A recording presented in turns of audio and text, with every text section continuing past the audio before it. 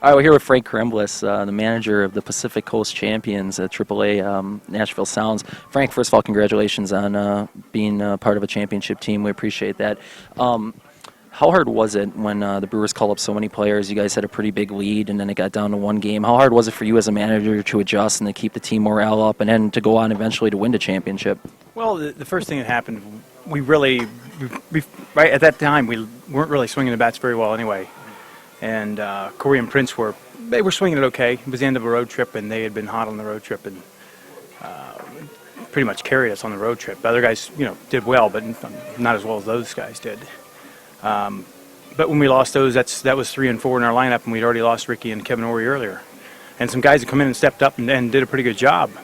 And it was just, it looked more like bad timing than anything, because we lost Prince earlier in the year, and Ricky was already gone at that point, and Ory was already gone at that point.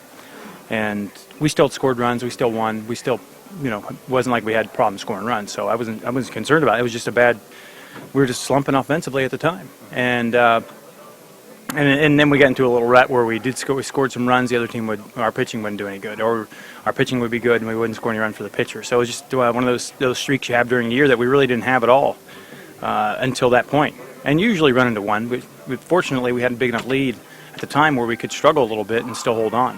What do you as a manager do to keep the team focused and to keep them winning and keep them going into the playoffs in that kind of situation?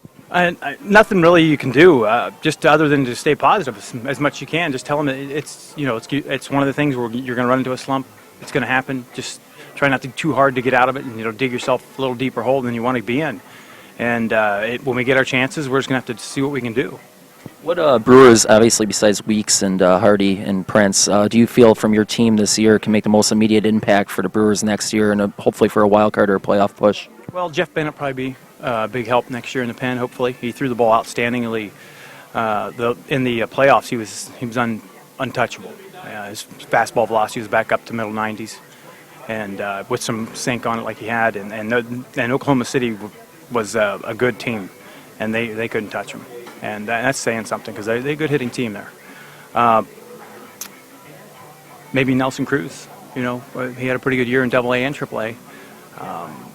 We'll see what happens in spring with that. I think that he's definitely defensively, and because you don't know about offense until he gets up here, but defensively he can play here and without a problem.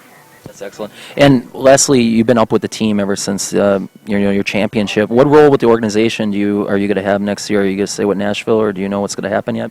Well, as far as I know, I'm coming back to be the national manager. I haven't been told any different, and I've been told that I'm coming back, which is nice to know before your contract ends. Deserve it. Thank you very much. And so I'm looking forward to trying to repeat next year. And what players do you think are going to come up for you? I asked what players are going to come up for the Brewers in 2006. What players do you think in the organization are going to come up for you to make Nashville hopefully repeat as champions next year? Well, from the AA squad, we get some guys late, like Vinny Rotino come up and helped us out. Brad Nelson came back up and played for us and did well. Maybe Enrique Cruz is ready to come up. Brandon Gamal had a good year down there, who had a little bit of AAA time the year before. Maybe Tony Gwynn had a pretty good year. There's another guy that should probably get a shot at AAA. I'm sure we're going to have to go out and sign some free agent guys, just because you need some guys that you can call up if you need them. Sure. And we were in Nashville earlier in the year, and we had a great time, so we appreciate it, and the organization was great to us. So thank you for your continued success, and good luck next year. Thank you very much. Thank you, Frank. What did you think about Frank? Oh, that was great. I mean, 2 things I wanted to get out of him was, one, his experience. He works with these guys every day, and when we were in Nashville, we saw how loose the team was, how well they enjoyed one another's company, and how well they worked together. So I really wanted to get to know from him. Next year, we're hoping wild card. Right now, we're hoping to be 500. Next year, I see wild card, maybe playoffs, maybe a division if the Cardinals falter a little.